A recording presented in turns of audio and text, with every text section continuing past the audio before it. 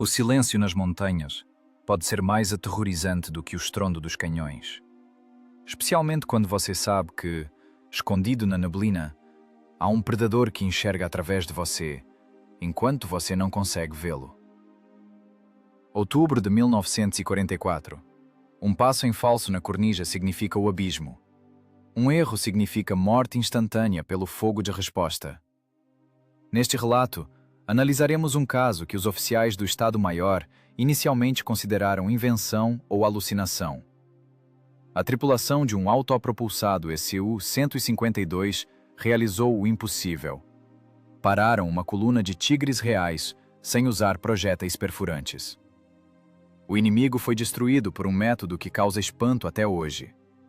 Você verá como uma onda de choque pode atuar como uma prensa hidráulica e entenderá por que, após a batalha, a tripulação soviética olhava para o resultado de seu trabalho não com orgulho, mas com um pavor primitivo. Prepare-se. Agora vamos revelar a anatomia do disparo mais inusitado da Segunda Guerra Mundial, onde o principal poder letal não foi a pólvora, mas a geometria. Outubro de 1944. Cárpatos. O ar aqui não cheira a pinheiros ou frescor. Cheira a basalto úmido, fluido de transmissão queimado e corpos sujos trancados em uma caixa de aço. Estamos parados em um estreito serpentear de montanha, espremidos entre um penhasco vertical e um precipício cujo fundo não se vê, devido a uma neblina espessa como leite azedo. Altitude: 1.500 metros acima do nível do mar. Aqui, os motores sufocam pela falta de oxigênio, e os homens ensurdecem com um silêncio que pressiona os tímpanos mais forte que uma barragem de artilharia. Esta não é uma posição de combate. É um beco sem saída geológico. Uma armadilha da qual só existem duas saídas: ou para trás, sob corte marcial por desobediência, ou para frente, direto para um moedor de carne de aço. O comandante da unidade autopropulsada, primeiro-tenente da guarda Volkov, não olha para o mapa. Mapas mentem nas montanhas. Ele olha para a rocha que paira sobre a estrada, como se olhasse para uma viga de sustentação em uma mina prestes a desabar. Em seus olhos não há medo, apenas o brilho frio de uma régua de cálculo. Volkov é um ex-engenheiro de minas. Para ele, a guerra não é uma epopeia, mas sim resistência dos materiais. Nossa máquina é o SU-152. Nos documentos do regimento, consta como caça-tanques. Os soldados o chamam de matador de feras. Mas aqui, nesta maldita cornija, são apenas 45 toneladas e meia de ferro fundido, e aço mal se equilibrando sobre pedras cobertas de gelo. A inteligência relatou de forma seca e assustadora. Uma coluna de blindados pesados avança para o passo. Não são panteras, nem os velhos quatros. São tigres reais.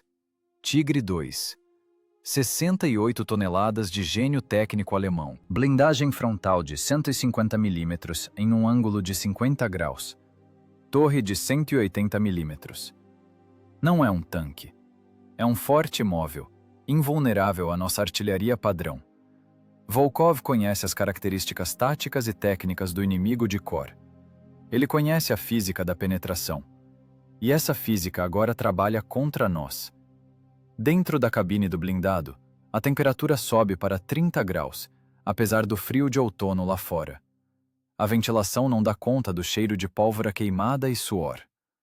A tripulação são 5 homens comprimidos em um único organismo, funcionando no limite das capacidades biológicas. Não há espaço pessoal aqui. O mecânico motorista senta-se embaixo, na penumbra, sentindo na espinha cada vibração do motor diesel de 12 cilindros. O municiador, um rapaz com braços da grossura de um pistão, prepara-se para manusear os projéteis.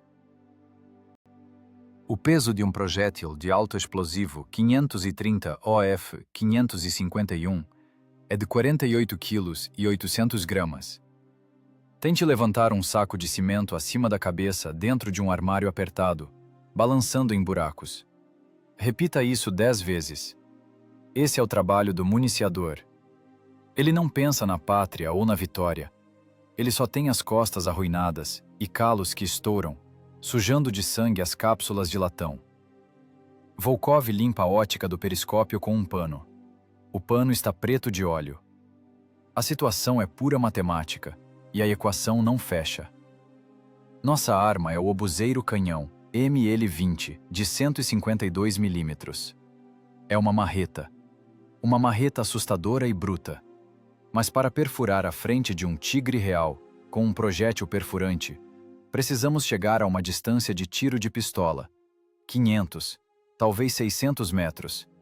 E mesmo assim, o sucesso não é garantido. O aço alemão Krupp é viscoso. Os projéteis frequentemente ricocheteiam, subindo ao céu como pedaços de metal inúteis.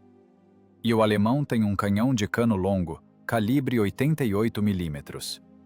A velocidade inicial do projétil é de 1000 metros por segundo.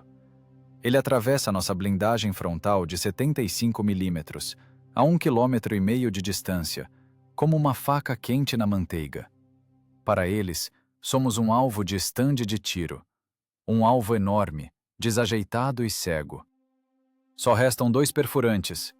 A voz do municiador soa abafada, como se viesse de dentro de um barril. O resto é explosivo. Volkov assente. Ele não se vira. Ele conhece a munição até o último grama. 20 disparos. 20 chances de adiar a morte. Se sairmos para o tiro direto e tentarmos jogar pelas regras do duelo de tanques, viveremos exatamente o tempo que o projétil subcalibre alemão leva para voar. 1,5 segundos. No máximo 2. Heroísmo não ajudará aqui. O autossacrifício não tem sentido. Contra 68 toneladas de blindagem alemã, não é necessária coragem, mas outra grandeza física. Energia cinética, onda de choque, impulso. Estamos em uma emboscada na curva da rocha. A estrada à nossa frente é reta como uma flecha por 800 metros. A distância ideal para o alemão, mortal para nós. Volkov sai pela escotilha do comandante. Ele não pega o fuzil. Ele pega um goniômetro. Ele pula no solo pedregoso, duro como concreto. As botas escorregam na geada. Ele vai até a beira da estrada, onde o asfalto encontra o precipício de rocha. O motorista olha pelo visor e gira o dedo na têmpora. O comandante está medindo a cova? Questiona o artilheiro, sem tirar os olhos da mira.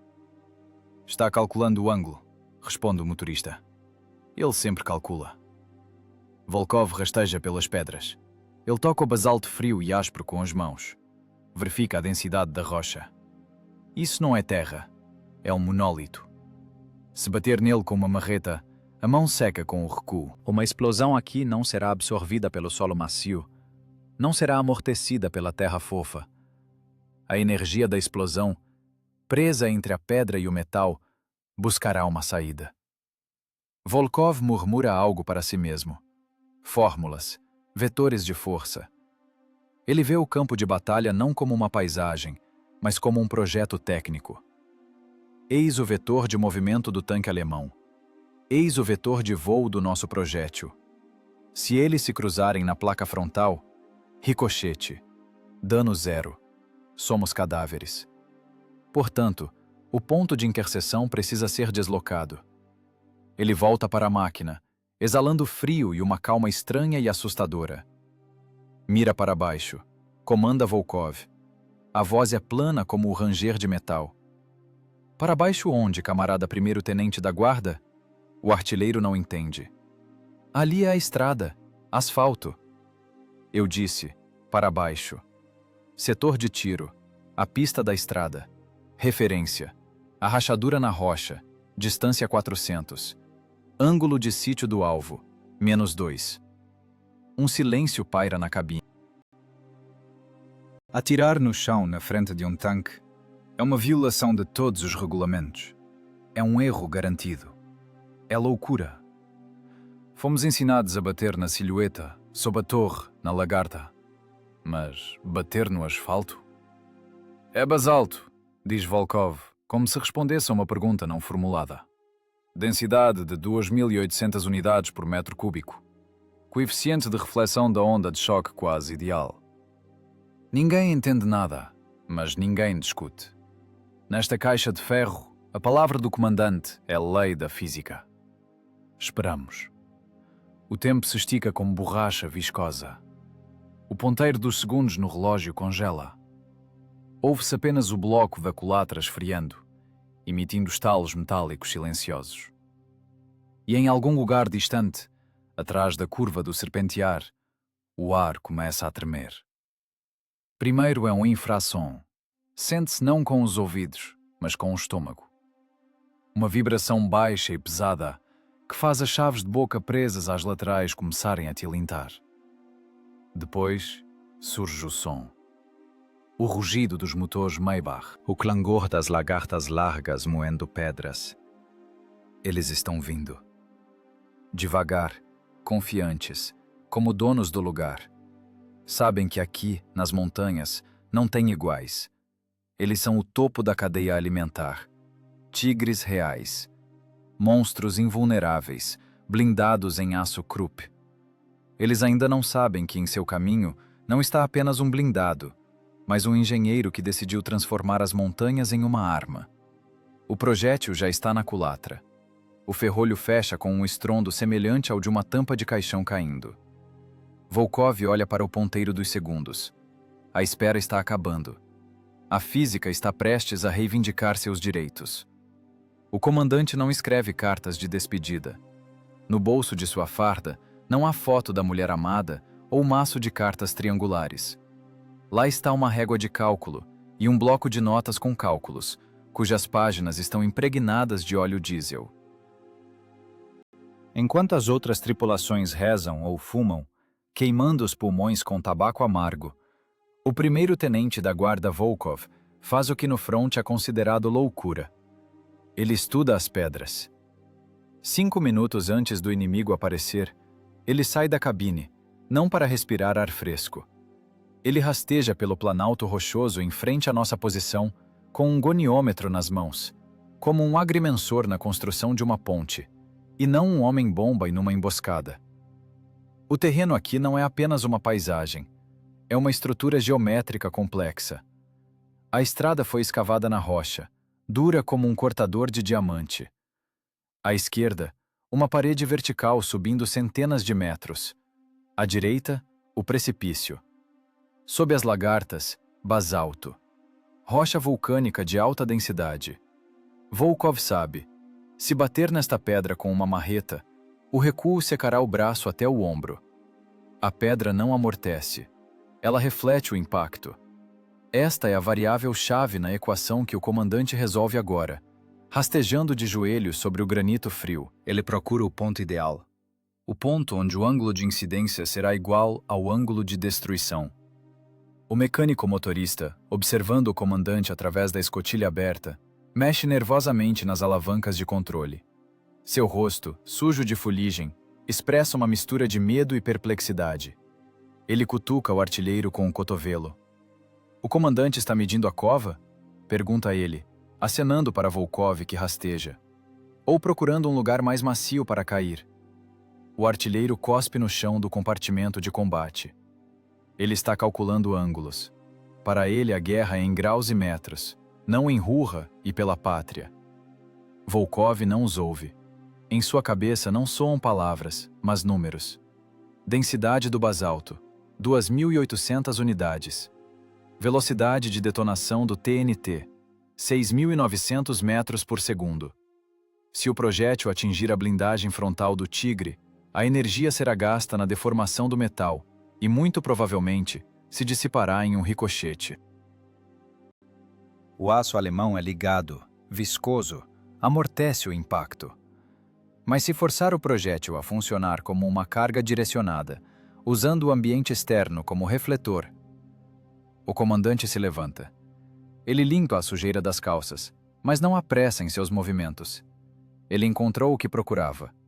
Uma pequena saliência de rocha, um trampolim natural, localizado exatamente no meio da pista. Distância, 380 metros.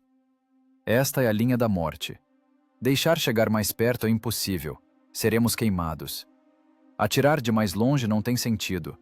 A dispersão dos projéteis do nosso canhão e Miele-20 a tal distância transforma o tiro em loteria. Volkov volta para a máquina. Ele desce para a cabine, e a pesada escotilha se fecha, cortando-nos do mundo dos vivos. Agora estamos novamente dentro do estômago de aço, onde cheira a ferro e expectativa. Ouvir a ordem. A voz de Volkov soa seca, como o estalo de madeira seca. Cancelar perfurantes. Carregar autoexplosivo. Espoleta ajustada para ação explosiva. Não remover a tampa de proteção. O municiador congela com a pesada peça de metal nas mãos. Camarada comandante, explosivo contra tanques? É como jogar ervilha na parede. Não vai queimar a blindagem, só arranhar a tinta. Executar. Ruge Volkov. Sua tarefa é enfiar 48 quilos de morte no cano. Minha tarefa é entregá-los no endereço certo. O bloqueio do canhão estala, engolindo o projétil. Depois voa o cartucho com a carga propulsora. O ferrolho fecha. Volkov cola-se ao periscópio. Agora começa a parte mais difícil. Ele deve forçar o artilheiro a fazer o que não se ensina nas escolas de treinamento. Mira, 04. Goniômetro, 3000. Mire na estrada. O artilheiro gira as manivelas e o cano do enorme canhão desce lentamente. A cruz da mira desliza da silhueta imaginária do tanque inimigo e para no asfalto cinza e sem vida. Comandante, vejo pedras. Não há alvo. Vamos atirar na terra? Vamos atirar na física, corta Volkov. Vê a saliência na estrada? Uma faixa preta atravessando o asfalto, 3 metros antes da curva. Vejo. Esse é o seu alvo. Não o tanque, não a lagarta. O asfalto na frente dele. A tripulação silencia. Nesse silêncio, ouve-se o zumbido do conversor do rádio. Todos entendem.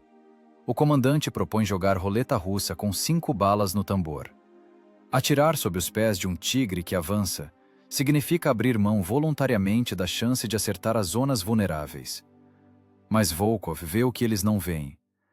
Ele vê o esquema de distribuição da onda de choque. Quando um projétil de 152 milímetros atinge um obstáculo duro, ocorre uma reação instantânea. Se o obstáculo for macio, terra, areia, argila, o projétil se enterra nele, e a explosão é abafada, criando uma cratera. A energia é gasta cavando a terra. Mas aqui é basalto. A pedra não deixará o projétil entrar. Ela funcionará como uma bigorna. A explosão ocorrerá na superfície. Os gases, expandindo-se a uma velocidade monstruosa, baterão para todos os lados. Mas embaixo a pedra é inquebrável. Logo, o vetor de força seguirá o caminho de menor resistência. Para cima. Estritamente para cima. E o que estará sobre o epicentro da explosão nesse momento? O fundo do tanque alemão Tigre Real. Volkov desmonta mentalmente a máquina alemã. Placa frontal superior, 150 milímetros. Torre, 180 milímetros. Laterais, 80 milímetros. E o fundo? Apenas 25 milímetros de aço blindado, 2,5 centímetros. É o lugar mais fino, mais desprotegido de qualquer tanque, seu calcanhar de Aquiles, que os projetistas escondem perto do chão, esperando que ninguém chegue lá. Mas Volkov pretende chegar. Ele pretende não bater na frente, onde a blindagem é mais grossa, mas aplicar um uppercut de baixo para cima, usando a energia do próprio projétil, multiplicada pela dureza das montanhas dos Cárpatos. Não seria um tiro. Seria uma solução de engenharia para desmontar uma estrutura de 68 toneladas. O principal é o tempo, murmura Volkov, sem tirar os olhos da mira. Antecipação na velocidade de aproximação.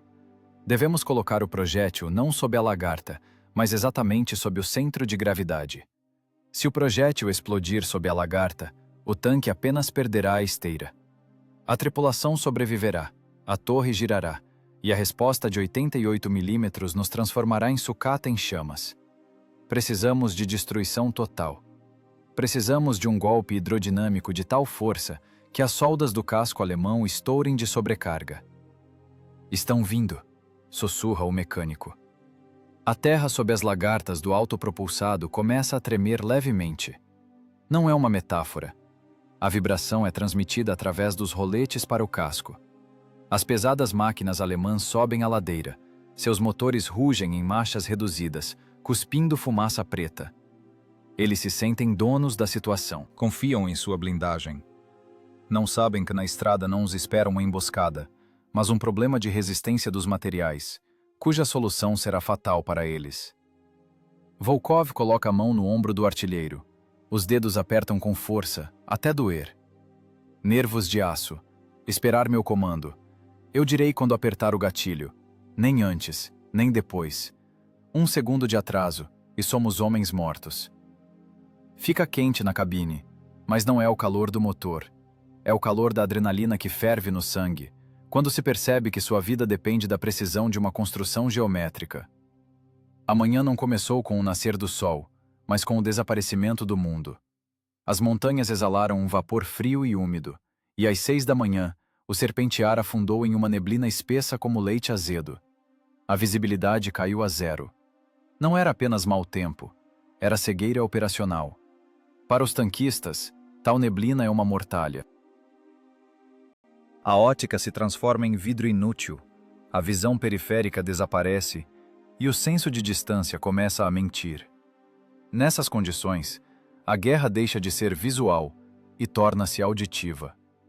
Estávamos sentados dentro da barriga de aço do Su-152, trancados hermeticamente, ouvindo.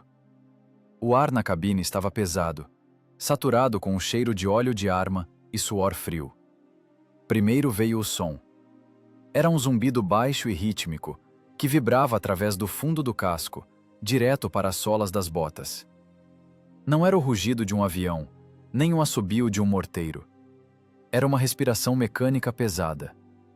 O motor de 12 cilindros Maybach, 700 cavalos de potência, lutava contra a gravidade, empurrando ladeira acima quase 70 toneladas de aço ligado.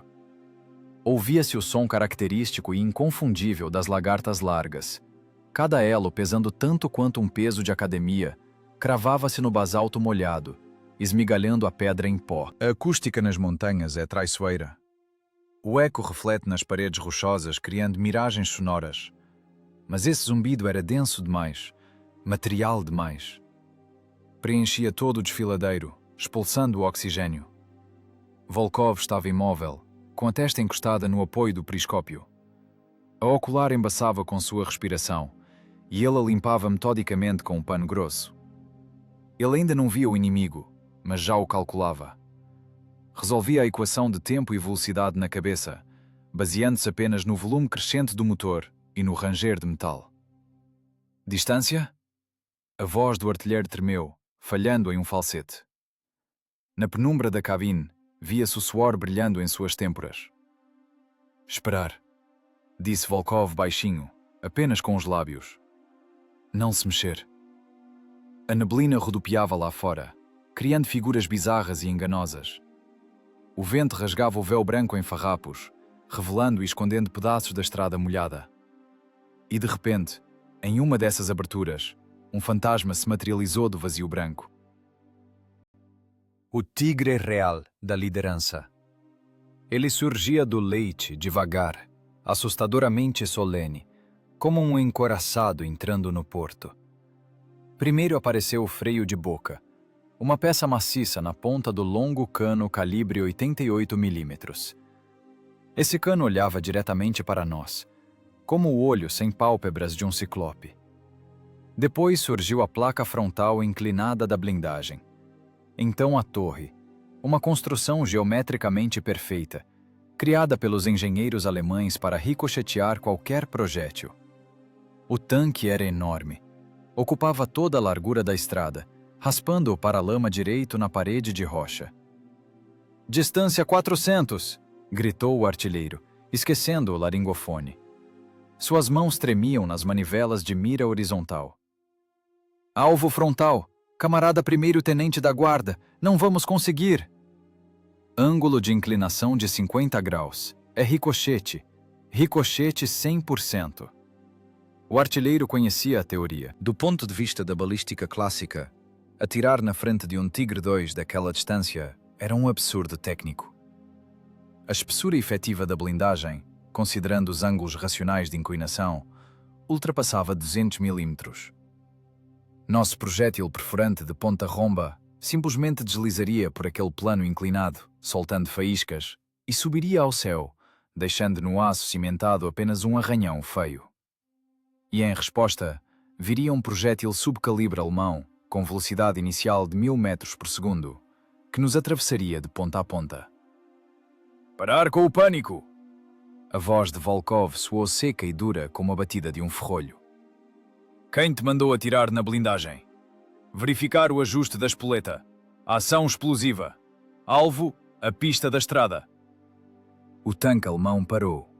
Talvez seu comandante tenha notado algo antinatural no amontoado de pedras à frente, onde nosso blindado se escondia. Ou funcionou o instinto de predador, que sente a presença de outra fera. A enorme torre começou a girar lentamente. O acionamento elétrico zumbia quase inaudível. O longo cano vasculhava de um lado para o outro, escaneando a neblina, tentando perfurá-la com sua ótica. Passou literalmente a 1 metro acima da nossa posição camuflava. Se o artilheiro deles, armado com a famosa mira Zeiss, nos localizar agora, nos transformaremos em uma cova coletiva com munição detonada antes que consigamos apertar o gatilho. Na cabine da máquina pairou um silêncio tilintante. O municiador abraçou a culatra do canhão com ambas as mãos, como se buscasse proteção contra o inevitável no metal frio. O motorista encolheu-se na cadeira, com medo de mover o pé no pedal da embreagem. Éramos um alvo estático contra a arma absoluta da Wehrmacht. Mas a física do medo trabalhava contra a tripulação. O pulso disparava, estreitando o campo de visão para um túnel estreito e pulsante. Cada segundo de espera parecia uma hora vivida sob a mira de uma pistola. O tigre rugiu novamente. Uma nuvem de escapamento preto e oleoso misturou-se com a neblina virginalmente branca. Ele deu um solavanco para a frente. As lagartas deslizaram nas pedras molhadas, soltando faíscas. Depois agarraram a rocha com suas garras. 68 toneladas de massa letal retomaram seu movimento implacável em direção ao nosso quadrado calculado. 380, sussurrou o artilheiro, engolindo com dificuldade a saliva viscosa. Esperar, repetiu Volkov. Seu tom era plano, desprovido de emoções, como o de um cirurgião antes da incisão. 350. O monstro preenchia toda a mira. Já era possível distinguir a textura do Zimmerit, o revestimento antimagnético estriado, parecido com massa de waffle endurecida, colada na blindagem. Era possível ver as soldas grosseiras. Não era apenas uma máquina, mas uma casamata móvel, invulnerável e impiedosa. Agora, disse Volkov. Não foi um grito, mas a afirmação de um fato. O artilheiro fechou o olho esquerdo. Forçou-se a baixar a cruz da mira do corpo vulnerável do tanque, como lhe parecia, para baixo. Para a superfície cinza, molhada e sem nada de especial da estrada. Para onde estava a morte. Para onde a física deveria vencer a metalurgia. Todo o ser do artilheiro protestava.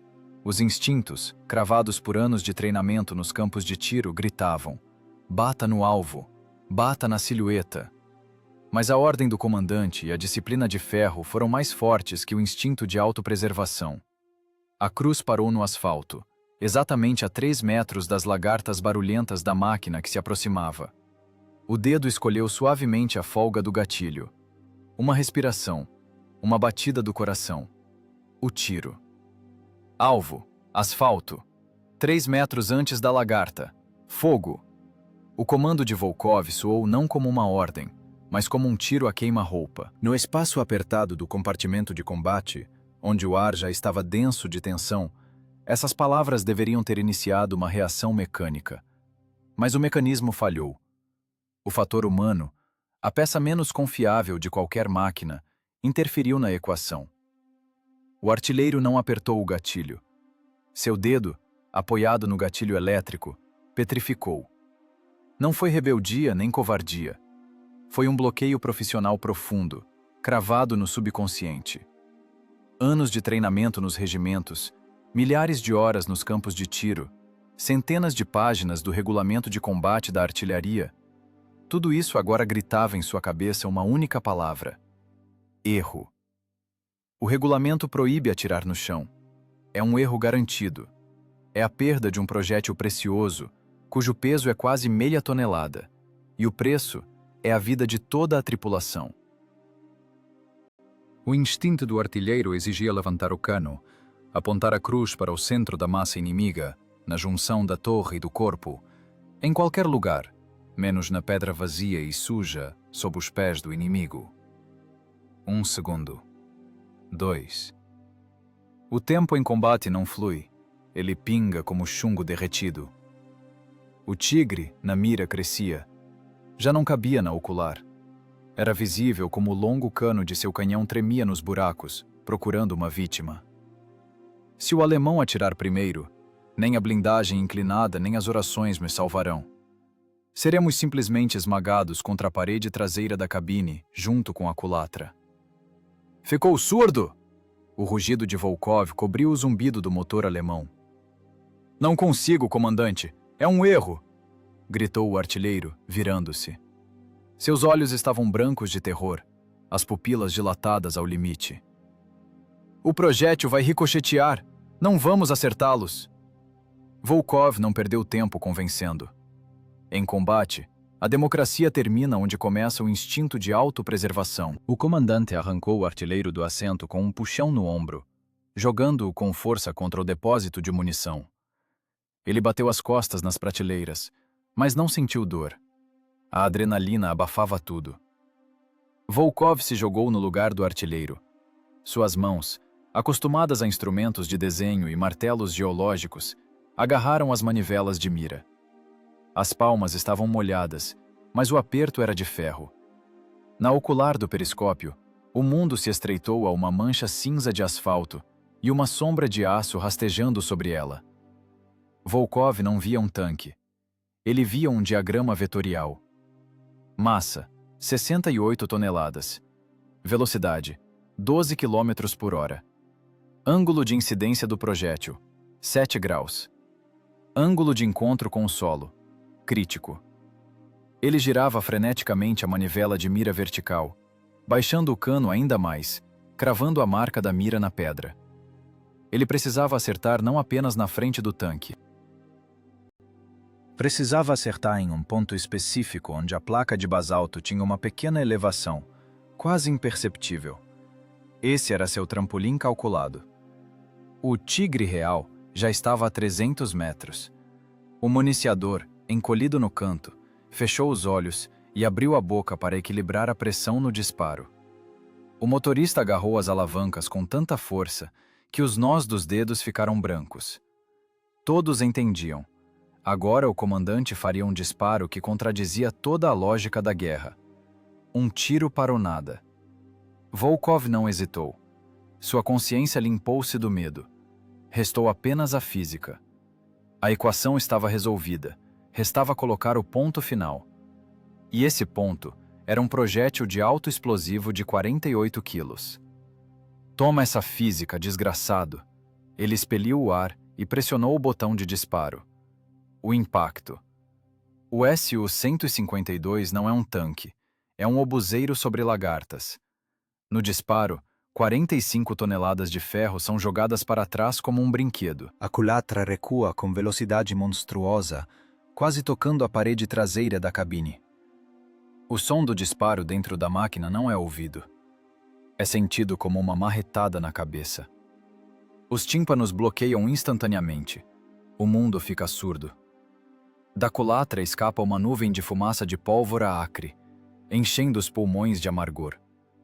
A poeira, deitada há séculos nas fendas do chão, sobe ao ar, tornando a visibilidade interna instantaneamente nula.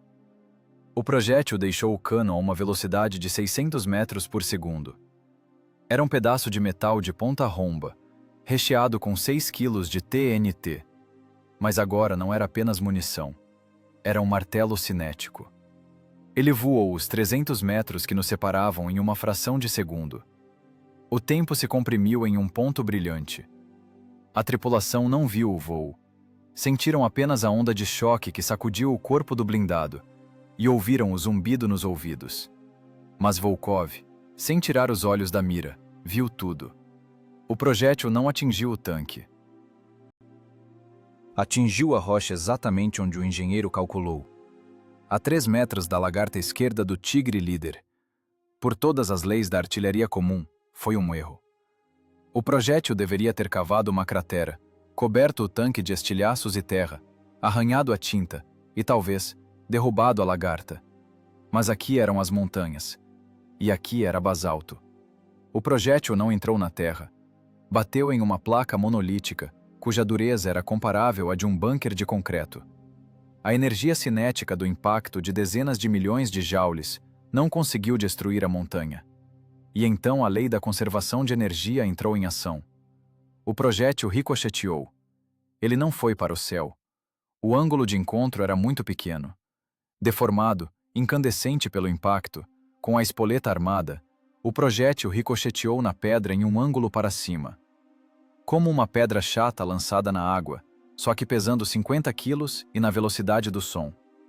Nesse momento, o Tigre real continuava o movimento por inércia. Seu fundo largo pairou sobre o local do ricochete. O fundo são 25 milímetros de aço. Uma chapa fina protegendo a transmissão e a tripulação de minas. Nenhuma proteção contra a artilharia pesada está prevista ali. O projétil, transformado em uma bola de fogo, voa para o espaço entre a estrada e o fundo do tanque. A distância do solo do Tigre é de 49 centímetros. Nesse corredor estreito, preso entre o basalto indestrutível embaixo e o aço pesado em cima, a espoleta disparou. 6 quilos de TNT detonaram em um volume fechado. Não foi apenas uma explosão. Foi um efeito cumulativo, direcionado de força monstruosa. Os gases não tinham para onde expandir. Para os lados, as lagartas. Para baixo, a rocha. Havia apenas um caminho. Para cima. A terra sob nosso blindado tremeu. Parecia um curto terremoto. Através da poeira e da fuligem, Volkov viu o nariz do tanque alemão dar um solavanco antinatural. A máquina de várias toneladas, símbolo do poder do Terceiro Reich, perdeu o contato com o solo por uma fração de segundo. A física cobrou seu preço. A onda de choque, focada pelo granito, atingiu o fundo com a força de uma prensa hidráulica. Dentro da cabine ninguém respirava. Todos esperavam. Ou veríamos o Tigre continuar rastejando em nossa direção, e então seria o nosso fim. Ou o cálculo do engenheiro seria mais verdadeiro que a blindagem da Krupp. "Acertamos!" gritou alguém através do zumbido nos ouvidos. Parece ter sido o municiador, que viu primeiro pelo visor o que aconteceu na estrada. Mas Volkov ficou em silêncio. Ele olhava pela ocular, analisando o resultado. O tanque não pegava fogo. A torre não voou. Externamente parecia inteiro. Ele simplesmente parou. Congelou, plantado no meio da estrada, bloqueando o caminho para o resto da coluna. Seu canhão bicou para baixo. O motor morreu. Era uma cena estranha. Sem fogo, sem fumaça, sem metal retorcido. Apenas um silêncio mortal e uma carcaça de aço congelada em uma pose antinatural. Mas Volkov sabia o que tinha acontecido lá dentro. Ele sabia o que uma onda de choque de tal força faz quando bate de baixo para cima em um espaço fechado onde há pessoas. "Carregar!" comandou Rouco, limpando o suor do rosto com a mão trêmula. "Autoexplosivo! Rápido! Antes que eles acordem!" Mas eles não acordariam. A física não faz prisioneiros. O projétil não perfurou a blindagem. Se tivéssemos atingido a placa frontal, o aço alemão, ligado com molibdênio e cromo, teria aguentado. Teria simplesmente achatado nosso pedaço de metal, transformando-o em uma panqueca de aço inofensiva. Mas não batemos no aço. Batemos na fundação sobre a qual o inimigo estava. O projétil, deslizando pelo basalto, explodiu exatamente sob o centro geométrico do Tigre real. Nesse momento, a física do corpo rígido terminou e começou a dinâmica dos gases de super alta pressão. 48 quilos de metal e explosivos transformaram-se em um feixe de energia preso em um torno. Embaixo, a rocha dos Cárpatos, de milhões de anos. Em cima, o fundo do tanque, com apenas 25 milímetros de espessura. Não foi uma explosão no sentido habitual. Foi um golpe hidráulico por meio gasoso. A onda de choque, refletida na pedra com um coeficiente próximo de 1, atingiu verticalmente para cima. Ela procurava uma saída. E a saída foi o fundo da máquina alemã. 68 toneladas. Pense nesse número. É o peso de uma locomotiva ferroviária. Jogar tal massa no ar é impossível por meios convencionais.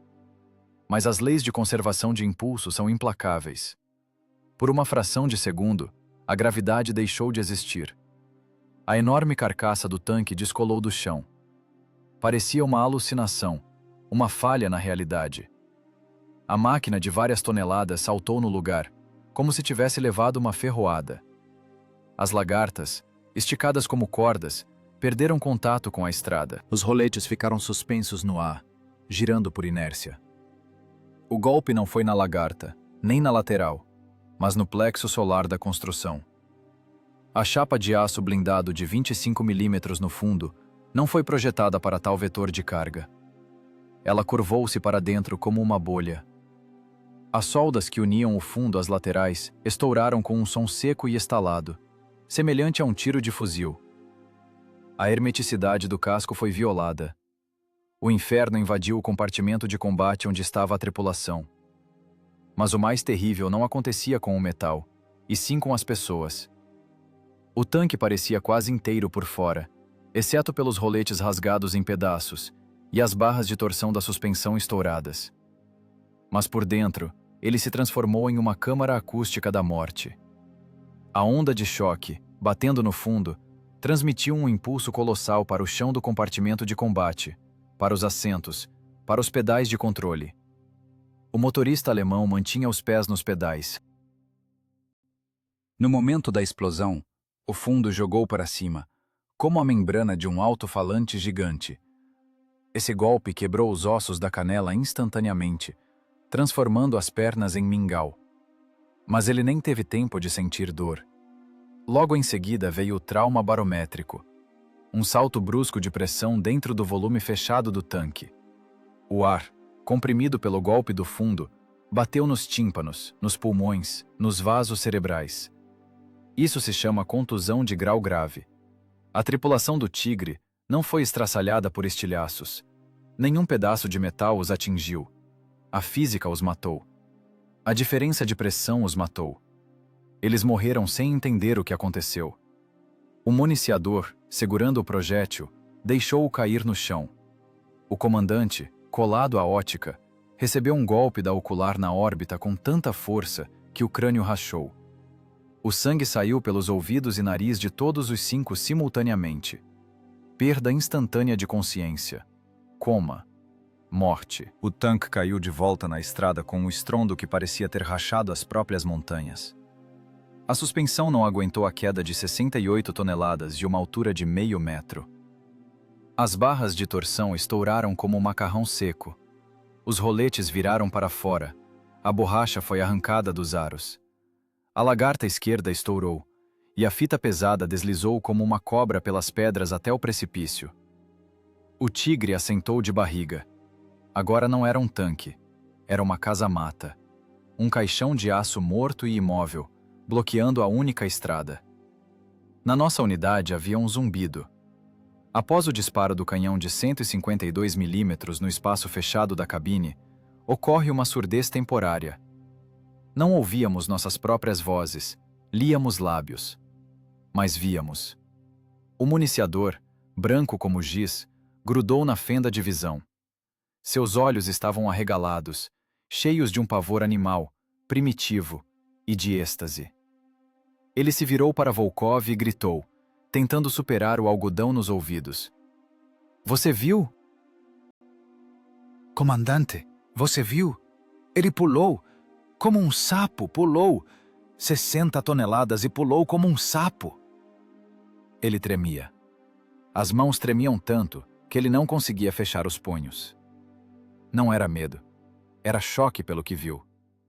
O cérebro humano se recusava a acreditar que um pedaço de ferro do tamanho de uma casa podia voar. Volkov não sorria. Ele limpava a ótica novamente. Seu rosto permanecia de pedra, como aquele basalto que acabara de nos ajudar a destruir o inimigo. Para ele, não foi um milagre.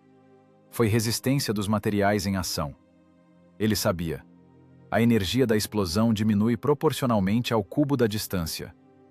Mas se a distância é zero e o meio é incompressível, a energia torna-se absoluta. Não é um sapo, disse ele secamente, embora mal ouvisse a própria voz. É um vetor de soma de forças. Um uppercut pesando 48 quilos de equivalente em TNT. Ele olhou para a carcaça fumegante do inimigo. Das escotilhas do tigre não saía fumaça. Ninguém saía para se render. O tanque estava em silêncio. Era o silêncio mais assustador na guerra. O silêncio dentro de uma máquina que há pouco estava viva. A estrada está bloqueada, constatou Volkov. Agora eles estão na armadilha. O segundo tigre que vinha atrás freou bruscamente. Seu motorista viu como a máquina da frente pulou e caiu, perdendo a tração. Viu a nuvem de poeira sair debaixo do fundo, mas não viu o clarão da penetração. A blindagem do líder estava intacta. Os tanquistas alemães entraram em estupor. A lógica deles falhou. O que poderia matar um tigre real sem um único buraco? Uma mina? Mas os sapadores verificaram a estrada. Uma arma super pesada? Mas onde está a cratera? Eles não entendiam que contra eles lutam não apenas pessoas. Contra eles lutam as montanhas, a geometria e um engenheiro que sabe calcular ângulos de reflexão. Carregar. O comando de Volkov tirou a tripulação do torpor. Explosivo. Na rocha acima do segundo. Rápido. Não demos tempo para análise. A guerra não é xadrez, onde se pode pensar na jogada por horas. Aqui, quem calcula mais rápido vive. O segundo tanque começou a recuar. Sua torre girava febrilmente, procurando o inimigo invisível. Mas Volkov já girava a manivela de mira vertical para cima. Agora seu alvo não era o asfalto. Seu alvo era a cornija pairando sobre o serpentear. Centenas de toneladas de rocha instável que se sustentavam por milagre. A mecânica da batalha mudou. Paramos de caçar as feras. Começamos a derrubar sobre elas seu próprio habitat. O primeiro tigre real morreu de pé. Não pegou fogo. Sua munição não detonou jogando a torre para o céu, como acontece em filmes ruins. Ele simplesmente se transformou de uma unidade de combate temível em 68 toneladas de sucata inútil, bloqueando a única artéria de suprimentos. Dentro da máquina reinava o silêncio, quebrado apenas pelo estalo do metal esfriando. A tripulação estava morta. Morta pela diferença de pressão incompatível com a vida. De fora parecia mística. Tanque inteiro, blindagem virginalmente limpa, nenhum buraco, mas a máquina morta. Para as tripulações alemãs que vinham atrás, isso era mais assustador que fogo aberto. A morte incompreensível assusta mais que tudo. A coluna parou. As máquinas de trás começaram a se amontoar, violando a distância. No rádio das frequências alemãs, que nosso operador ouvia, começou o pânico. Ninguém entendia de onde veio o projétil. O clarão do disparo não era visível na neblina espessa. Não havia traçante. Eles estavam cegos. O comandante do segundo Tigre, vindo atrás do líder, tomou a única decisão possível naquela situação: abrir caminho à força. Sua máquina rugiu, soltando uma coluna de fumaça preta. O motor de 700 cavalos ganhou rotação. O segundo tanque encostou sua placa frontal na traseira do primeiro. Ouviu-se um ranger que fez nossos dentes doerem na cabine. Aço roçava em aço. Faíscas caíam no asfalto como chuva. O segundo Tigre tentava empurrar a carcaça morta do líder para o precipício, liberar a estrada. As lagartas patinavam, arrancando pedaços do pavimento, mas faltava aderência. 136 toneladas de peso total moveram-se apenas meio metro. Era a agonia da mecânica. Observávamos isso pela ótica, como espectadores no teatro do absurdo. Está empurrando o desgraçado, grunhiu o artilheiro. Vai empurrar agora, e o caminho fica livre. Não vai empurrar, respondeu Volkov calmamente. O vetor de força está errado. Ele não tem apoio. O comandante já não olhava para os tanques. Seu olhar deslizava para cima. Ele olhava para a rocha pairando sobre a estrada. Era arenito dos Cárpatos, misturado com inclusões de basalto. Rocha instável, cheia de fendas, desgastada por séculos de chuvas e ventos. Uma enorme viseira de pedra, pesando centenas de toneladas, sustentava-se por milagre e pela força de atrito estático. Volkov via nisso não uma paisagem, mas energia potencial pronta para se transformar em cinética. Autoexplosivo, comandou. Temos autoexplosivo, respondeu o municiador. Suas mãos tremiam de tensão. Os músculos ardiam com ácido lático. Manusear peças de 50 quilos em um espaço apertado e cheio de gás é um trabalho escravo. O suor escorria pelos olhos, corroendo a mucosa. Alvo, saliência rochosa. Referência, a rachadura acima da segunda máquina. Ângulo de sítio do alvo, mais 15. O artilheiro congelou por um segundo. Novamente uma tarefa fora do padrão. Novamente não no tanque. Mas agora ele não discutia. Após o primeiro tiro, a autoridade de Volkov tornou-se absoluta. Se o comandante disser para atirar na lua para que ela caia nos alemães, o artilheiro girará as manivelas até o limite para cima. O cano do obuseiro arrastou-se lentamente para o zênite. Pronto! Fogo! O segundo tiro foi mais alto que o primeiro.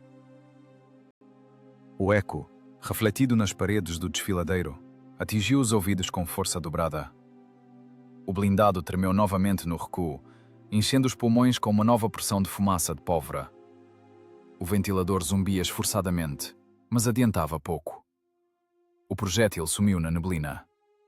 Desta vez não vimos o local do impacto, mas ouvimos o resultado. Primeiro houve um baque surdo, como se um martelo batesse em um travesseiro. E então as montanhas falaram. Era o som de tecido rasgando, só que amplificado milhares de vezes. O estalo da rocha quebrando transformou-se em estrondo.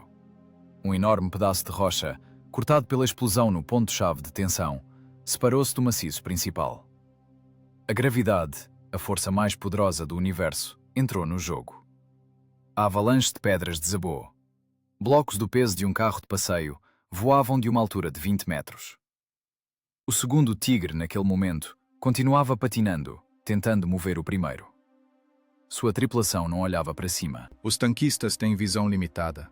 Veem o mundo através das fendas estreitas dos visores, direcionados horizontalmente. Eles não viram a morte caindo do céu. O impacto foi terrível. A primeira pedra bateu no teto da torre. A blindagem do teto do Tigre tem apenas 40 milímetros. É projetada para proteção contra metralhadoras de aviação e pequenos estilhaços, mas não contra impactos diretos de meteoritos. A pedra quebrou o aço como casca de ovo. A torre foi esmagada para dentro do corpo. Em seguida, desceu a massa principal do deslizamento. Toneladas de pedras e terra cobriram a segunda máquina, enterrando-a viva. A poeira subiu como uma parede, escondendo tudo de vista instantaneamente. Ouvíamos apenas o estrondo da queda de pedras e o ranger de metal sendo amassado. Quando a poeira baixou um pouco, vimos o resultado do cálculo de engenharia. A estrada não existia mais.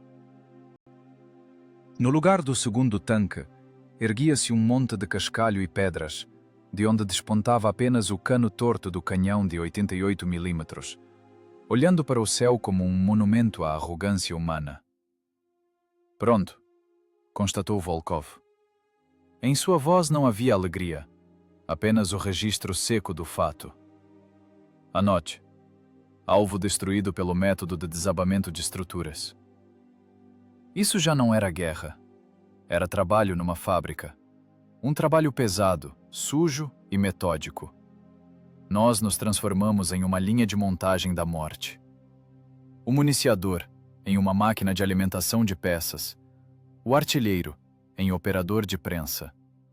Volkov, no engenheiro-chefe que sabe onde aplicar o esforço para destruir o sistema. Os alemães estavam em choque. Eles estavam acostumados a duelos, táticas, manobras. Mas aqui não havia manobra. Eles não eram atingidos por projéteis. Eram atingidos pela geografia. Volkov jogava bilhar com calibre 152, usando as tabelas do desfiladeiro. O terceiro foi, disse o mecânico, olhando pelo visor. O terceiro tanque da coluna, vendo o destino dos dois primeiros, começou a entrar em pânico.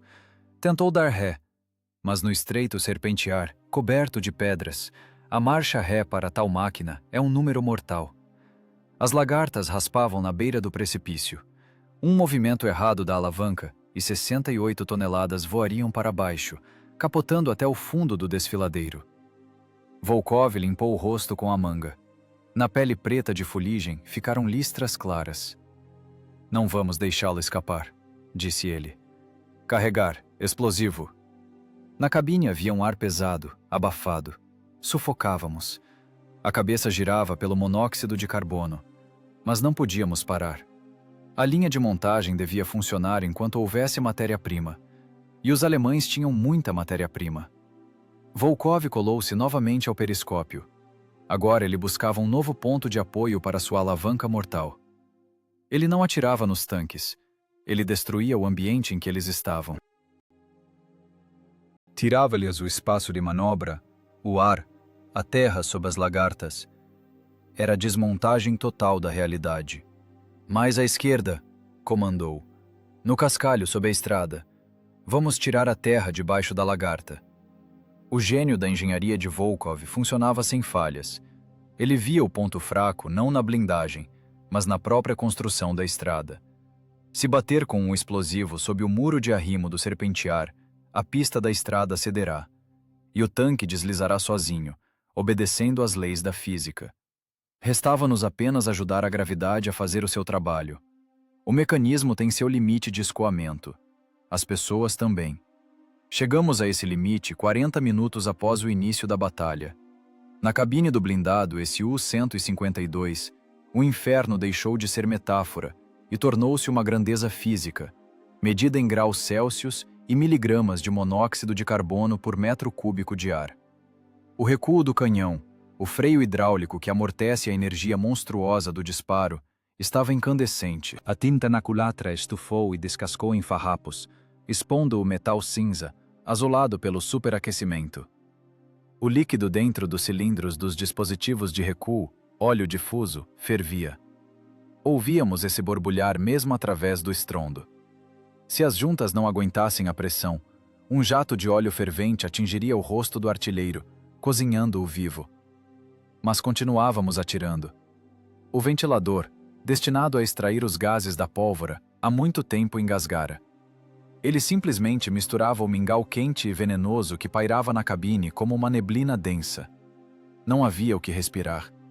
A garganta arranhava, os pulmões ardiam em fogo, círculos coloridos flutuavam diante dos olhos, os primeiros sinais de hipóxia. O municiador, um rapaz saudável do campo que há meia hora manuseava projéteis como plumas, de repente arriou no chão. Sem grito, sem gemido. Simplesmente desligou, como uma lâmpada cuja espiral queimou. Estava sentado, encostado nas prateleiras de munição, boca aberta, rosto cor de cereja. Sintoma clássico de intoxicação aguda por monóxido de carbono. Seu peito subia convulsivamente, tentando bombear ar que não existia ali. Arrastar, grunhiu Volkov. A voz do comandante parecia o arranhar de uma lima na ferrugem.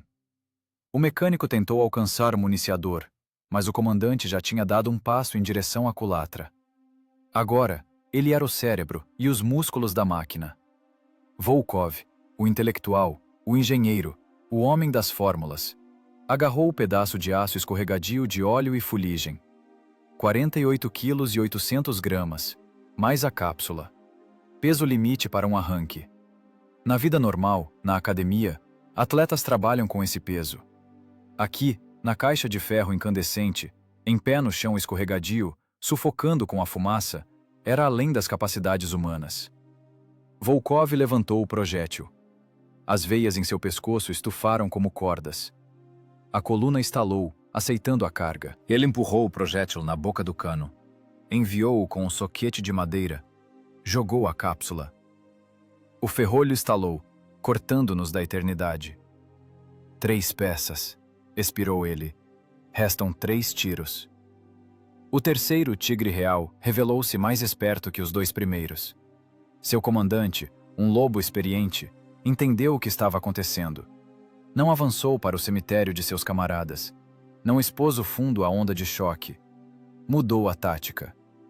O alemão parou atrás da curva da rocha, expondo apenas a torre, e começou metodicamente, com pedantismo alemão, a trabalhar nossa posição com projéteis de alto explosivo. Ele não tentava perfurar nossa blindagem. Ele nos cegava. A primeira explosão caiu a 2 metros da lateral esquerda. Os estilhaços, navalhas incandescentes de aço ligado, chicotearam o casco. O som foi como se nos tivessem colocado dentro de um sino gigante e batido com uma marreta. "Ótica!" gritou o artilheiro, cobrindo o rosto com as mãos. O segundo projétil explodiu direto na chapa de blindagem da cabine, um pouco acima da máscara do canhão. A onda de choque arrancou todo o equipamento externo. A antena do rádio evaporou. Os periscópios de observação estilhaçaram em pó de vidro. O panorama Hertz, nosso único olho, nossa mira, um instrumento óptico complexo, foi cortado por um estilhaço como por uma faca. Para dentro da cabine, choveram cacos de vidro e metal. O artilheiro ganhia, limpando o sangue da testa cortada. Ficamos cegos. O blindado transformou-se em uma cripta surda e cega. Ouvíamos o alemão recarregar. Sabíamos que o próximo projétil ele colocaria com precisão, tentando acertar a seteira ou derrubar a lagarta. Parar com o pânico. Volkov jogou o artilheiro para longe das manivelas inúteis. Escotilha. Abrir a escotilha do comandante. Era suicídio. Abrir a escotilha sob fogo de estilhaços significava convidar a morte para entrar. Mas não havia outra saída. Atirar às cegas significava gastar os últimos 3 projéteis em vão.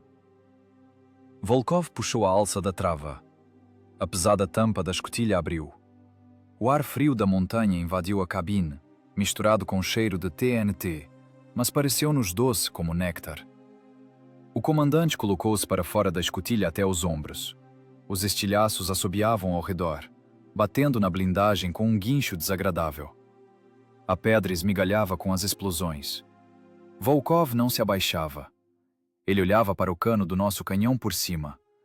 Ele usava o método de tiro pelo cano, a forma mais primitiva, menos confiável e mais antiga de mirar, quando se alinha visualmente o eixo do canal do cano com o alvo, sem qualquer ótica. "Mais à direita!" gritava ele para baixo, na escotilha. "Mais à direita! Gira com o corpo, mecânico!" O mecânico motorista, trabalhando com as embreagens, girava todo o blindado aos trancos. O cano arrastava-se pelo horizonte. "Pare! Para cima! Gira vertical!" Volkov era agora o único órgão visual desse organismo de aço. Ele via o terceiro tigre, que se escondera pela metade atrás do deslizamento. O alemão sentia-se seguro. Achava que nos suprimira, que estávamos contundidos e fora de combate. Preparava-se para o tiro decisivo. Volkov via a pupila negra do canhão alemão olhando diretamente para ele. Era um duelo de olhares. Só que em vez de olhos, calibres. 152 milímetros contra 88. Só mais um pouco para cima. Sussurrava Volkov, pegando a linha do horizonte. Suas mãos, segurando a borda da escotilha, ficaram brancas. Não de medo. Petrificaram de tensão. Ele tornou-se parte do metal. "Fogo!" gritou ele e mergulhou bruscamente para baixo, arrancando a pele nas travas da escotilha. O tiro trovejou no momento em que a tampa da escotilha ainda não tinha fechado. A onda de choque invadiu, batendo nos ouvidos com mais dor do que antes. Mas não prestamos atenção. Esperávamos o som do impacto. Era nosso último argumento dos reis. Se errássemos, o alemão nos acabaria em 10 segundos. Não conseguiríamos recarregar. Volkov mal se mantinha em pé e o municiador estava completamente apagado. O mecânico e o artilheiro estavam tão contundidos que do nariz de ambos escorria sangue venoso escuro. Não éramos heróis naquele momento. Éramos apenas peças gastas de um mecanismo que trabalhava no limite da resistência dos materiais. Mas a física, ao contrário da biologia, não conhece fadiga. O projétil, deixando o cano, Isso não perfurou a blindagem. para a lateral de 80 milímetros, pedras não são ameaça. Mas foi a gota d'água na taça de paciência do metal alemão e do espírito alemão. A tripulação, atordoada, cegada pela poeira, tendo perdido o contato visual com a realidade, vacilou. No rádio, que continuávamos ouvindo através do chiado da interferência, soou um comando curto e histérico em alemão. Zurück! Alle zurück! Para trás. Todos para trás. Não foi covardia. Foi um cálculo frio que finalmente coincidiu com o nosso. O comandante da companhia de tanques alemã, tendo perdido 2 máquinas novíssimas pelo fogo de um inimigo invisível, percebeu o impasse tático. A estrada bloqueada. De cima caem montanhas. De baixo bate uma artilharia capaz de virar tanques com onda de choque. Continuar a ofensiva nessas condições significava simplesmente descartar o equipamento. Começou a retirada. Mas no estreito serpentear de montanha, cuja largura mal excede a largura do corpo do tigre real, a marcha ré é uma manobra de engenharia complexa. A visão do mecânico motorista ao mover-se para trás é praticamente inexistente. Ele é cego. Seus olhos são o comandante, que deve sair da escotilha e corrigir cada movimento das lagartas pelo intercomunicador. Mas era assustador sair. O ar ainda estava saturado de pó de pedra e da expectativa do próximo tiro. O terceiro tigre, aquele mesmo em que atiramos o último projétil, deu um tranco para trás muito bruscamente. A embreagem multidisco funcionou de forma grosseira. A lagarta direita, entupida de lama e neve molhada, perdeu a aderência com o asfalto. O tanque derrapou. Sua traseira, pesada, sobrecarregada pelo motor e blindagem, guinou em direção ao precipício. As leis da estática são implacáveis. O centro de gravidade da máquina deslocou-se para fora da área de apoio. Vimos isso pelo binóculo. Volkov, cambaleando, saiu da cabine para cima da blindagem, segurando-se na grade para não cair de tontura. Ele levou aos olhos seus velhos binóculos de campanha, cujas lentes milagrosamente sobreviveram. O tanque não caiu de imediato. Ficou pendurado. A lagarta esquerda girava desesperadamente no ar, jogando torrões de lama no abismo. A direita rangia na beira da rocha, soltando faíscas, tentando agarrar-se ao chão firme. O motor rugiu em rotação máxima. O motorista tentava puxar a máquina para frente, de volta para a estrada. Mas a massa de 68 toneladas trabalhava contra ele. O vetor da força da gravidade puxava para baixo mais forte que a força de atrito e atração do motor. Devagar, assustadoramente devagar, o gigante de aço começou a deslizar. O ranger de metal na pedra era tão agudo que cobria até o barulho do motor. Parecia que a própria montanha gemia de dor. A torre do tanque girou, como se tentasse olhar para onde estava caindo. O cano do canhão riscou o asfalto, deixando um sulco profundo. Então a beira da estrada, minada por nossas explosões anteriores, não aguentou. Um pedaço de rocha quebrou, o tigre tombou, virou pela borda, pesado e desajeitado. O impacto na primeira saliência da rocha lá embaixo foi surdo, gutural. A torre foi arrancada do anel, voou para o lado como a tampa de uma panela. O corpo continuou a queda, capotando, quebrando árvores que cresciam na encosta como palitos de fósforo. 5 segundos depois, desapareceu na neblina do desfiladeiro. Mais 3 segundos depois, veio de baixo o som do impacto no fundo. Um som parecido com o suspiro de uma enorme fera morrendo. E silêncio. Os outros tanques, vendo a morte de sua retaguarda, aceleraram a retirada. Recuavam com cautela, encostando na rocha, com medo de repetir o destino do que caiu. 10 minutos depois, o zumbido dos motores cessou. Eles foram embora. Deixaram na estrada 2 monumentos à sua derrota. Um tanque morto, empinado, e uma pilha de pedras sob a qual o segundo estava enterrado. Fez-se silêncio. Não era aquele silêncio abençoado sobre o qual escrevem nos romances. Era um vazio a vácuo, tilintante. Pressionava os ouvidos mais forte que a barragem. Após 40 minutos de estrondo contínuo, guincho de estilhaços e rugido de motores, a ausência de som era percebida pelo cérebro como um trauma. Nos ouvidos havia um apito fino e alto, consequência da contusão dos nervos auditivos. Volkov baixou o binóculo. Estava em cima da blindagem de seu autopropulsado, preto de fuligem, com o rosto parecendo uma máscara mortuária. Suas mãos tremiam. Não era tremor de medo. O medo é química, ele passa. Era a falência fisiológica dos músculos. O glicogênio nas fibras musculares fora queimado completamente. O sistema nervoso, trabalhando no limite da excitação, desabou no poço da exaustão. Ele tentou fumar. Pegou um cigarro, mas não conseguiu acender o fósforo. Os dedos simplesmente não obedeciam aos comandos do cérebro. O fósforo quebrou. O segundo caiu. Ele cuspiu e apenas sentou na blindagem fria, balançando as pernas na escotilha aberta. Dentro da máquina alguém tossiu. O som foi úmido, pesado. "Vivos?" perguntou Volkov, sem se virar. A voz era estranha, rouca. "Vivos, camarada comandante", veio de baixo. O mecânico motorista rastejava para fora, engolindo ar avidamente pela boca, como um peixe jogado na praia. De seu nariz, escorria um fio preto de sangue misturado com catarro e fuligem. Só o Vasca, o municiador, ainda não acordou. "Vai acordar", disse Volkov com indiferença. "Tem oxigênio, então vai viver." Ele olhou para a estrada, para o resultado de seu trabalho. 3 tanques, um regimento de blindados pesados alemães parado por uma máquina e 4 homens. Sem projéteis perfurantes, sem apoio de infantaria, sem aviação. Apenas física, geometria e cálculo preciso de vetores. Lá embaixo, no desfiladeiro, a poeira ainda assentava.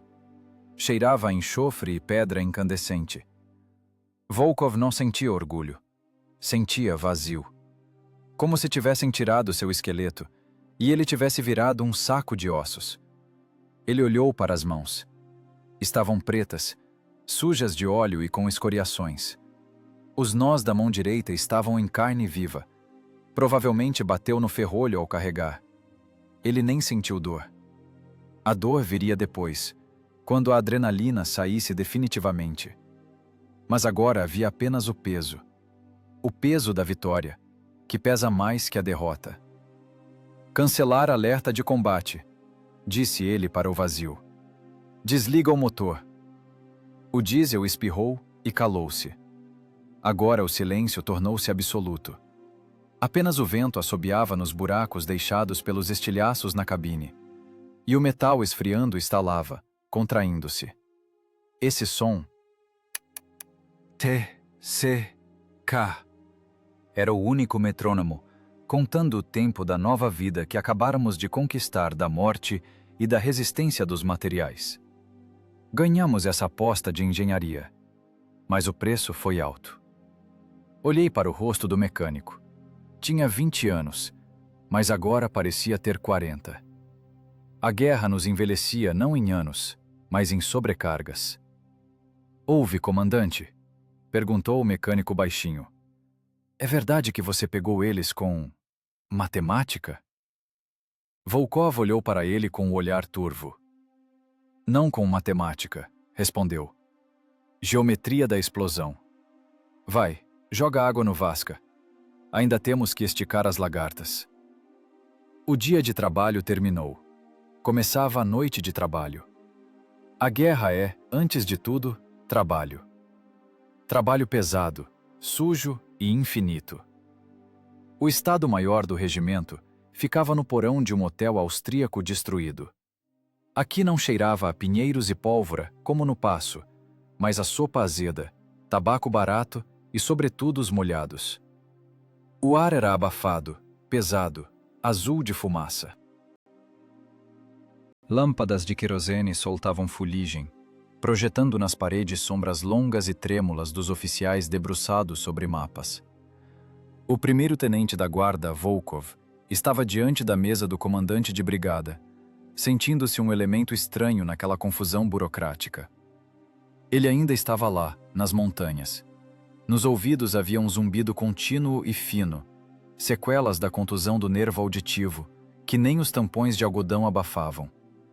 O rosto do comandante do blindado estava cinza da poeira de pedra entranhada nos poros, os olhos fundos e as mãos, apoiadas nas costuras da calça, tremiam levemente, denunciando o esgotamento extremo do sistema nervoso. "Relate, Volkov." A voz do comandante de brigada soava abafada, como se viesse de trás de uma parede de algodão. O coronel não levantava os olhos do mapa, riscado com setas vermelhas e azuis. Volkov lambeu os lábios secos. A língua parecia lixa. Missão de bloqueio do passo cumprida. Movimento do inimigo parado. Destruídas 3 unidades de blindados pesados tipo Tigre Real. Baixas da tripulação. 2 contundidos. Mecânico-motorista sofreu ruptura de ligamentos da mão ao operar as alavancas. Parte material. O canhão requer troca do cano. Desgaste das estrias crítico. Dispositivo de recuo superaquecido. Juntas vazando. Consumo de munição? Interveio o chefe da artilharia, um velho seco com olhar penetrante. 12 granadas de alto explosivo. Projéteis perfurantes não foram utilizados. No abrigo do Estado-Maior pairou o silêncio. O ranger das canetas parou. Os oficiais levantaram as cabeças. 12 projéteis para 3 tanques pesados é um excelente resultado. Mas a frase, perfurantes não foram utilizados, soava como absurdo. Como delírio de louco. Contra tigres? Com explosivos? "O senhor quer dizer, primeiro-tenente", disse lentamente o comissário político, levantando-se do canto, "que destruiu os mais novos tanques alemães, com blindagem frontal de 150 mm, com projéteis explosivos, sem perfurar a blindagem?" "Afirmativo. Nenhuma perfuração completa." O comissário político estreitou os olhos. Em seu olhar lia-se suspeita. Para ele, a guerra era questão de ideologia e instruções claras. A instrução dizia: o tanque é destruído por projétil perfurante atingindo a tripulação ou detonando a munição. Atirar explosivos em tanques era considerado desperdício de munição, tiro em pardais, beirando a sabotagem. "Isso é impossível", cortou o chefe do Estado-Maior. "A física não se engana, Volkov. O explosivo vai simplesmente se espalhar pela blindagem, arranhar a tinta, quebrar os periscópios, mas o tanque continuará apto para combate. Não nos conte histórias de fadas." Talvez eles tenham apenas recuado e você os registrou como destruídos? Fraude é caso de tribunal. Volkov calou-se. Não tinha forças para discutir. Como explicar para aquelas pessoas, sentadas no calor, o que é um golpe hidrodinâmico? Como contar sobre o reflexo da onda de choque no basalto? Sobre como uma máquina de 68 toneladas pula, como se tivesse levado uma ferroada, quando 48 quilos de TNT voam para baixo de sua barriga? Isso não cabia nos parágrafos do regulamento. Era outra guerra. Guerra de engenheiros, não de burocratas. Tanques destruídos irremediavelmente, repetiu Volkov surdamente. Primeiro, destruição do chassi e do fundo, tripulação morta por barotrauma. Segundo, soterrado por rocha. Terceiro, capotado no desfiladeiro, estrada bloqueada por entulho. Alemães recuaram. Capotado? Perguntou novamente o comandante de brigada, finalmente tirando os olhos do mapa. Volkov, você está em seu juízo perfeito? Com o que você o capotou? Com o ombro? A situação esquentava. O comissário político já abrira a pasta, preparando-se para escrever um relatório sobre incompetência, ou, pior, covardia e tentativa de fraude. Volkov olhava para eles através da névoa de cansaço. Não se importava. Fez seu trabalho. Resolveu o problema. Como eles iriam documentar isso era problema deles. A porta do porão abriu-se, deixando entrar uma nuvem de vapor frio. Na soleira estava o chefe de reconhecimento. Atrás dele um fotógrafo com uma bolsa molhada. Permissão, camarada coronel. Grupo de fotocontrole retornou. Filmes revelados. Dá aqui, acenou o comandante de brigada. O batedor colocou na mesa as fotos em preto e branco ainda úmidas, cheirando a fixador. O papel brilhante enrolava-se em tubos. Os oficiais aglomeraram-se ao redor da mesa. Primeira foto. Plano aproximado.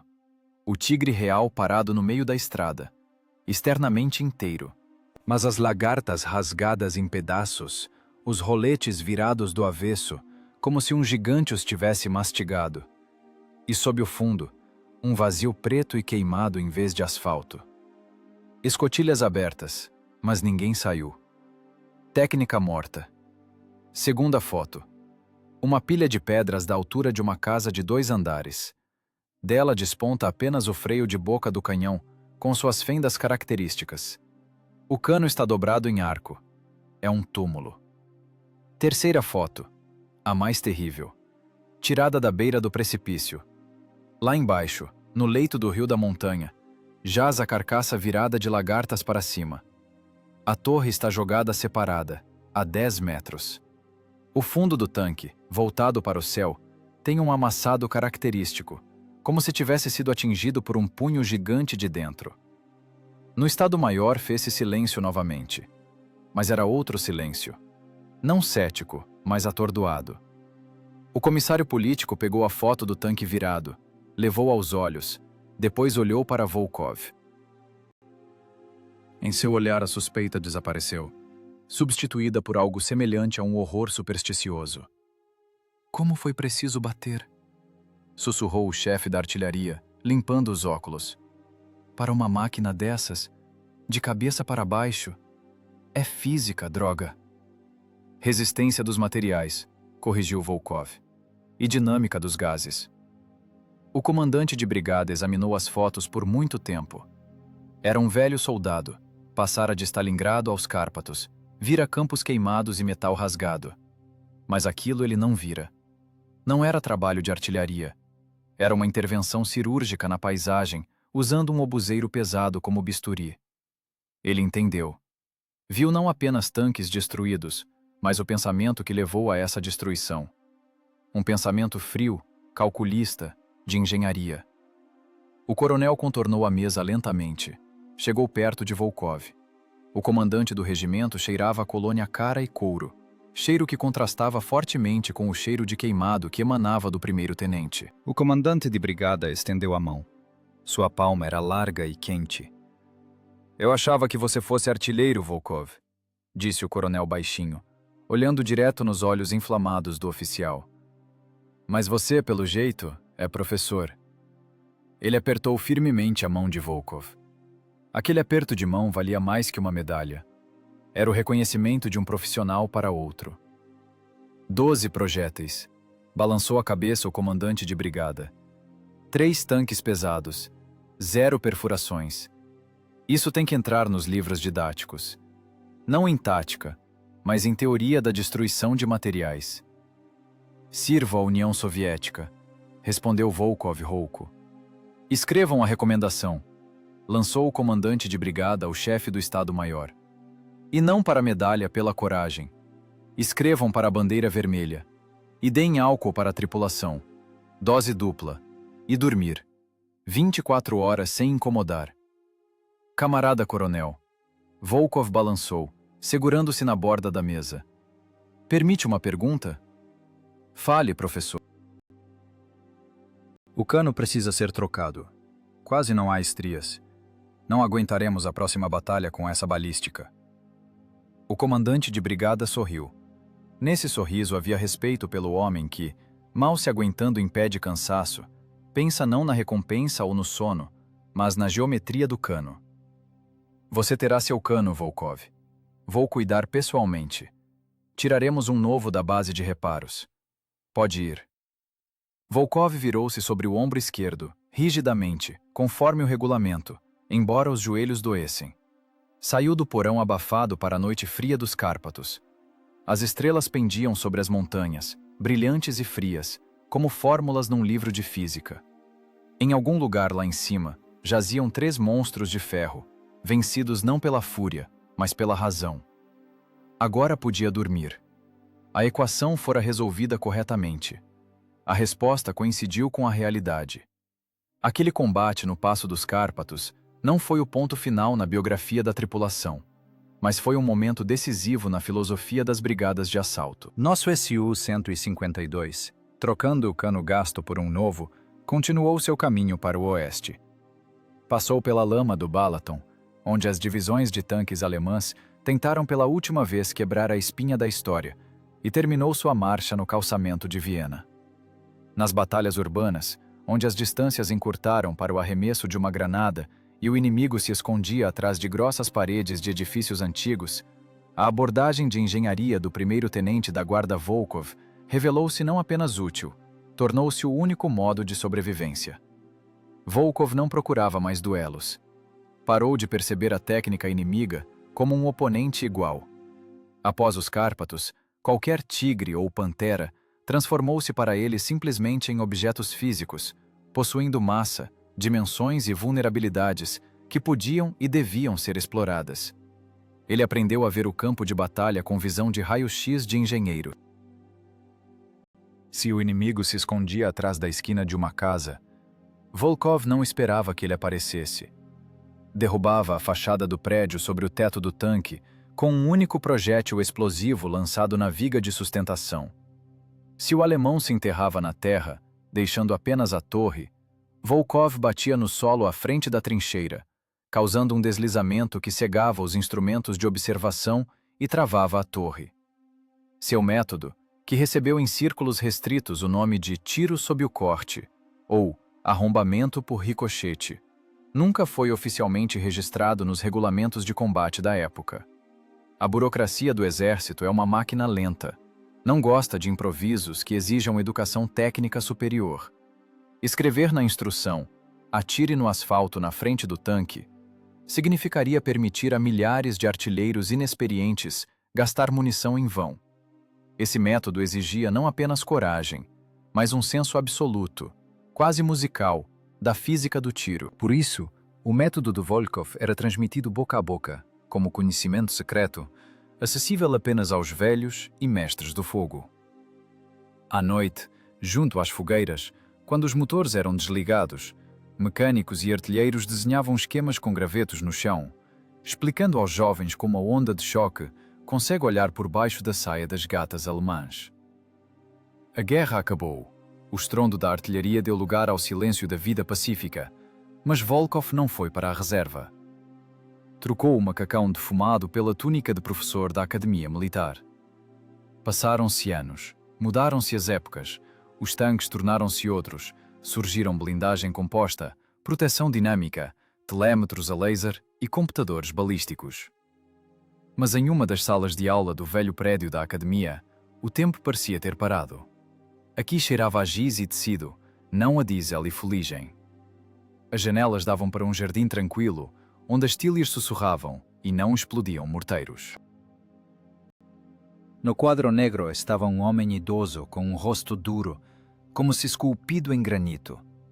Seus cabelos grisalhos eram cortados curtos e na mão direita, segurando um pedaço de giz, viam-se cicatrizes antigas e esbranquiçadas, memória do ferrolho incandescente do obuseiro.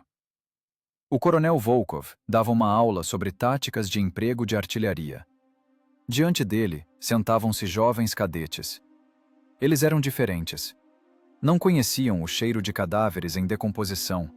Não ouviam o ranger das lagartas de um tigre vindo para o ariete. Para eles, a guerra era teoria, um parágrafo no livro. Olhavam para o velho com respeito, mas sem aquele temor que seus soldados sentiam em 44. Volkov não contava histórias de pescador. Não gostava de prosa de veterano, com lágrimas e pompa. Ele os ensinava a pensar. No quadro negro, desenhava não silhuetas heróicas com estrelas vermelhas, mas secos diagramas vetoriais. Linhas brancas de giz cortavam a escuridão do quadro, mostrando ângulos de encontro, diagramas de distribuição de pressão e vetores de dispersão de estilhaços. Lembrem-se, sua voz, tornada baixa e chiada com os anos, soava distinta na sala. O tanque inimigo não é um dragão que precisa ser morto com uma lança no coração. É uma construção de engenharia. Um conjunto de chapas de aço soldadas entre si. Essa construção tem um limite de resistência. Tem centros de massa. Tem planos de tensão. Ele desenhou o perfil esquemático de um tigre real. Depois, traçou a linha do solo. E então, com um movimento brusco, riscou uma seta batendo na terra à frente do tanque e um leque de vetores indo para baixo do fundo. Vocês podem ter o canhão mais potente do mundo, continuou Volkov, olhando nos olhos dos cadetes. Podem ter projéteis com núcleos de urânio, mas se não tiverem cabeça, perderão. Não é o calibre que guerreia, é o intelecto. Sua tarefa não é apenas atirar. Sua tarefa é criar condições nas quais a técnica inimiga deixe de existir como sistema. Um dos cadetes, o melhor aluno da primeira fila, levantou a mão. Camarada coronel, mas os tanques modernos têm proteção antiminas no fundo. Esse método ficou obsoleto? Volkov sorriu quase imperceptivelmente. Nos cantos de seus olhos formaram-se rugas. Tanques ficam obsoletos, cadete. Instruções ficam obsoletas. Ligas de blindagem mudam. Mas as leis da física, elas são eternas. A segunda lei de Newton funcionou em Austerlitz, funcionou em Kursk e funcionará em qualquer guerra do futuro. Ação e reação. A energia não desaparece. Se você encontrar um jeito de direcionar a energia para onde a construção não está pronta para ela, você vencerá. Ele virou-se para o quadro e traçou a linha final sob a fórmula de cálculo da ação explosiva. O giz esfarelava em seus dedos, caindo como pó branco na manga da túnica, exatamente como um dia esfarelou o basalto dos Cárpatos. Não busquem soluções frontais, disse ele, dirigindo-se não tanto à plateia, mas a si mesmo, aquelas sombras que ficaram no serpentear da montanha. O ataque frontal é a admissão da derrota intelectual. Busquem o caminho alternativo. Busquem o ricochete. Usem o ambiente. Pedra, concreto, terra. Tudo isso é sua arma, se souberem controlá-la. O sinal tocou bruscamente, trazendo todos de volta à realidade. Os cadetes fizeram barulho, recolhendo anotações. Volkov colocou o giz na prateleira. Limpou as mãos com um lenço. Nesse gesto havia uma certa conclusão. Ele passou o bastão. Entregou-lhe sua experiência, limpa de sangue e sujeira, transformada em pura lógica cristalina. Quando a sala estava quase vazia, o último cadete demorou-se na porta. Olhou para o esquema que ficou no quadro. Para aquele vetor estranho, ilógico, mas mortalmente eficaz de golpe por baixo. A blindagem é forte, camarada coronel? Perguntou ele, lembrando a letra da canção famosa. Volkov olhou para o esquema. Lembrou-se daquele instante em que a carcaça de 68 toneladas saltou no ar, vencida pelo cálculo. Lembrou do rosto de seu mecânico. Lembrou do silêncio após a batalha. A blindagem é forte, filhos, respondeu o velho engenheiro, e em sua voz soou pela primeira vez um calor. Mas a física, ela, sabe, é mais teimosa que qualquer aço Krupp. Estudem a parte material. Ele ficou sozinho na sala vazia. Lá fora o sol brilhava, o mundo era vivo e complexo, e no quadro branqueava a fórmula da vitória da razão humana sobre a força bruta. Volkov pegou o apagador e devagar, sem pressa, apagou o desenho. O segredo deixou de ser segredo. Agora tornou-se ciência. E essa foi a principal vitória do primeiro-tenente da guarda Volkov, o engenheiro que provou que mesmo no inferno da guerra, há lugar para o cálculo frio e preciso.